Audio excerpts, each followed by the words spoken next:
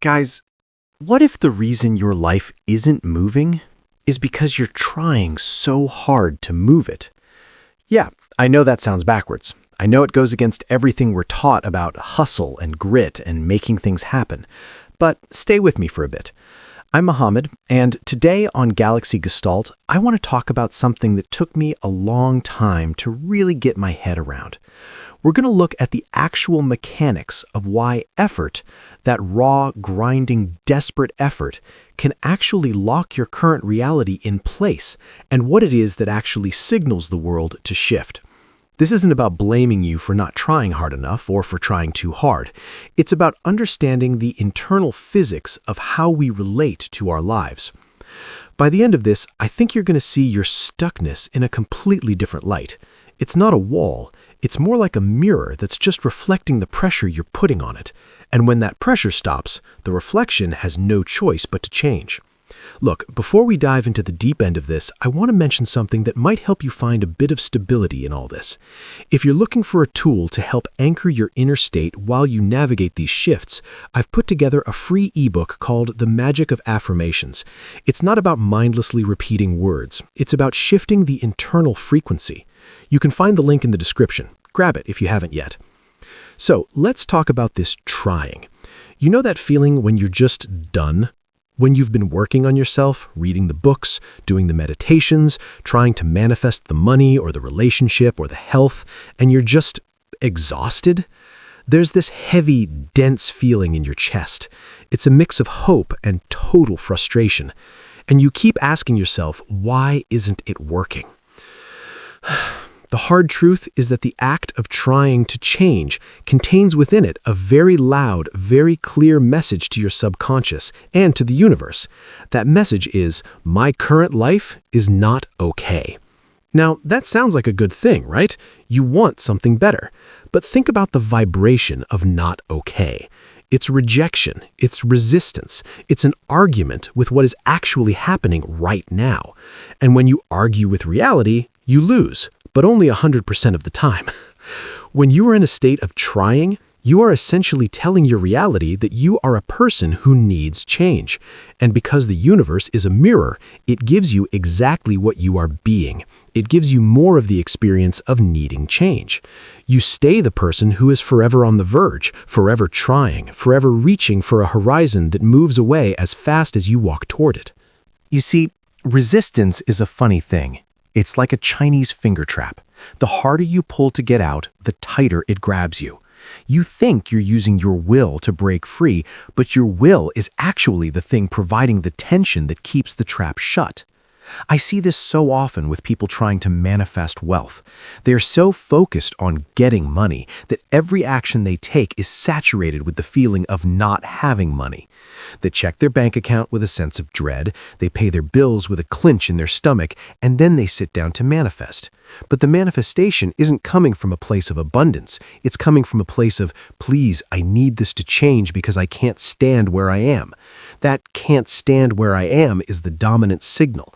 That's the frequency that's being broadcast. And reality, being the neutral, obedient reflection that it is, just says, okay, you are someone who can't stand where you are. Here is more of that experience. It's not a punishment. It's just mechanics. We often mistake movement for force. We think that if we aren't pushing, we're stagnant. But think about a river. A river doesn't try to reach the ocean. It doesn't wake up in the morning and grit its teeth and say, I really hope I make it past those rocks today. It just flows. It takes the path of least resistance. If there's a boulder in the way, it doesn't fight the boulder. It just goes around it, or it slowly wears it down, or it pools up until it can spill over the top. The river moves because it is its nature to move. Your life is the same way. There is a natural movement toward expansion and growth that is inherent in who you are. But we get in the way of that movement by trying to direct it with our anxiety. We try to micromanage the flow. We think that if we stop worrying, the whole thing will just fall apart. But the worry is actually the dam. The effort is the blockage. When you finally decide that you're going to allow things to be as they are, you create internal space. This is where the real magic happens. Acceptance isn't about giving up. It's not about saying, I guess my life will always be terrible. It's actually the most powerful thing you can do. Acceptance is saying, okay, this is what is happening right now. I'm not going to fight it. I'm not going to spend my energy wishing it was different. When you stop fighting the current moment, all that energy you were using to resist, which is a massive amount of energy, by the way, suddenly becomes available to you. It's like you've been driving with the emergency brake on for years, wondering why the car is smoking and barely moving. Acceptance is just letting that brake go. You don't even have to step on the gas that hard. The car just starts to roll naturally. This is why neutrality is such a trigger for reorganization. When you become neutral toward your circumstances, you stop feeding them the charge they need to stay the same. I've noticed that in my own life, the biggest shifts always happened right after I finally threw my hands up and said, fine, if it never happens, it never happens. I'm going to be okay anyway. That's the relief people talk about. It's that moment where you stop needing the outside world to validate your inner peace. And the second you stop needing it to change, it's free to change. It's no longer being held in place by the intensity of your gaze. There's a psychological term for this, or at least a concept, where the more we focus on a problem, the more we define ourselves by that problem. If you are the person with the health issue, your entire identity is built around the struggle. If you suddenly got healthy, who would you be? It sounds crazy, but your subconscious might actually be terrified of the change because it doesn't know who you are without the struggle. So it keeps the struggle alive to keep your identity intact. By trying to change, you are reinforcing the identity of the seeker. And as long as you are the seeker, you can never be the finder. You have to dissolve the effort to dissolve the identity. You have to be willing to let the old version of you die, and that version of you is the one that thinks it has to fight for everything. Take a moment to think about something you've been pushing for. Maybe it's a career move, or a specific person, or just a feeling of being enough. How much tension is around that topic for you? If you think about it right now, does your heart rate go up? Do your shoulders tighten? That tension is the signal that you're trying to force reality. It's the signal that you're in an argument with the present moment. And look, it's okay. We all do it. It's how we were raised. We were told that if at first you don't succeed, try again. But they never told us that sometimes trying is the very thing preventing the success. I want to talk about the concept of the void, or that space of not knowing. Usually when we're trying to change our lives, we're trying to jump from one solid state to another. We want to go from broke Mohamed to rich Mohamed instantly. And because we're scared of the space in between, the space where we don't know how it's going to happen, we cling to the broke Mohamed identity because at least it's familiar. We keep trying to fix the broke Mohamed instead of just letting him go. Real change happens in the silence. It happens when you step into the unknown and you're okay with being there. It's that feeling of, I don't know what's next, and for the first time, I'm not going to try to force an answer. That's when the new reality can actually seed itself. It can't grow if you're constantly digging up the dirt to see if the roots are growing yet. Quick pause here. If this is resonating with you, if you're starting to feel that bit of relief I'm talking about, make sure to like the video, leave a comment, and share it with someone who feels stuck right now. It really helps the channel grow, and it helps me know that this kind of deeper conversation is what you guys are looking for. So let's look at some real-world examples. Think about confidence. Have you ever noticed that the person who is trying to be confident is the least confident person in the room? You can smell the effort on them. They're standing too straight, they're talking too loud, they're trying to occupy space. It feels performative. It feels fragile. But the person who is truly confident, they aren't trying to be anything. They might even be quiet. They might be slumped a little bit. They don't care if you think they're confident or not. That lack of effort is what makes them magnetic. Their reality has shifted because they stopped trying to force a specific perception. Or think about sleep. This is the perfect metaphor. If you try to force yourself to sleep, you will stay awake all night. The more you try, the more alert you become. You check the clock, you calculate how many hours you'll get if you fall asleep right now, you try different breathing techniques, and you're wide awake. Sleep only comes when you give up. It comes when you stop trying to sleep and you just accept that you're lying in the dark. The moment you let go of the need to fall asleep is usually the last thing you remember before waking up the next morning. Reality works the same way. The shift is a byproduct of letting go, not a result of pushing. This is why people often report that their biggest breakthroughs happened right after a period of intense frustration where they finally just said, "I don't care anymore. I give up. I'm just going to go get a coffee and live my life." They stopped the inner argument. The subconscious finally got the message that the pressure was off and it was allowed to reorganize into a new pattern. You might be wondering, okay, Mohamed, but if I don't try, then nothing will happen, right? And that's the big fear. But there's a massive difference between aligned action and forced effort. Aligned action feels light. It feels like an invitation. It's the phone call you feel like making, the project you're excited to work on, the walk you want to take.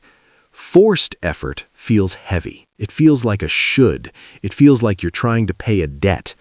When you move from a place of neutrality and acceptance, you still do things. You might even do more things, but the energy behind those things is different. You aren't doing them to make something happen. You're doing them because they are the natural expression of who you are becoming. Look, your subconscious mind is like a giant machine that just wants to prove you right. If you are constantly trying to change, your subconscious says, "Got it. Our mission is to be in a state of trying. I will provide plenty of obstacles and delays to ensure that you can keep trying because that is the identity you have chosen." It's a bit of a cosmic joke, isn't it? But when you shift to a state of "it is what it is and I'm okay," the subconscious says, "Oh, the struggle is over? Okay, I guess we don't need these obstacles anymore. Let's see what else we can build." I've seen this happen with relationships so many times.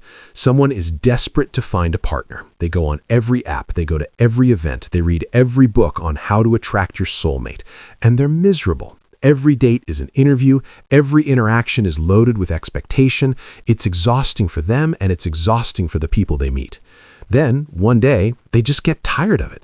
They decide, you know what? I'm just going to be single. I'm going to buy a dog. I'm going to travel. I'm going to focus on my hobbies. I'm done with the hunt. And what happens 3 weeks later? They meet someone at the grocery store while they're wearing sweatpants and thinking about what kind of pasta to buy. It's a cliche because it's true. The change triggered when the trying stopped. The energy became open instead of grasping. This is the magic of affirmations I talk about in my ebook, by the way. It's not about convincing yourself of a lie. It's about aligning your internal state with a version of reality that already exists. It's about finding that feeling of already done so you can stop the frantic trying. If you haven't grabbed that yet, the link is in the description. It's a good way to start practicing this shift in a structured way. But really, it comes down to this. Can you be okay with where you are right now? Can you look at your bank account or your empty apartment or your reflection and just let it be? Can you stop the voice in your head that says this should be different? Because that should is the anchor. That should is the weight that keeps the ship from sailing. When you drop the should, you become buoyant. You start to float. And when you float, the current of life can finally take you somewhere new. I want you to try an experiment this week. Pick one area where you feel stuck. One thing you've been trying to change for a long time. And for the next 7 days, I want you to completely stop trying to change it. I want you to give up. Not in a depressed way, but in a "I'm taking a vacation from this struggle" way. If the thought comes up, "I need to fix this," just say to yourself, maybe, but not today. Today, it's allowed to be exactly as it is. See what happens to your energy. See if you feel a little lighter. See if in that space of not needing it to change, a new idea or a new opportunity suddenly has room to pop in. The world is much more fluid than we think it is. We think it's made of lead and stone, but it's actually more like water. When you poke it and prod it and try to sculpt it with your bare hands, it just slips through your fingers. But when you become still, the water clears. You can see to the bottom. You can see the path. Change isn't something you do. Change is something that happens when you stop preventing it with your resistance. It's a subtle shift, I know. It's not as cool as a 10-step plan for success or a motivational speech that gets you hyped for 20 minutes before you crash. It's a quiet, grounded realization. It's the realization that you are already whole and that the stuckness was just a misunderstanding of how the mirror works. You don't have to fight for your life. You don't have to earn your way out of the current moment. You just have to be willing to be in it. When the inner argument ends, the outer world has no choice but to follow suit. It's like a shadow. If you want the shadow to move, you don't grab the shadow and try to drag it across the floor. You just move your body. Your body is your internal state. Your shadow is your life. Stop wrestling with the shadow. All right, folks, that's it for today. I hope this gave you a little bit of breathing room. It's a journey, you know? We're all learning how to let go of that need to control every little thing. Thanks for sitting with me on this and being part of the Galaxy Gestalt community. Whether you like, comment, share, or subscribe, that's your call. Just remember, reality doesn't change when you fight it. It changes when you stop needing it to be different. And that's when things finally start moving. Take it easy, and I'll see you in the next one.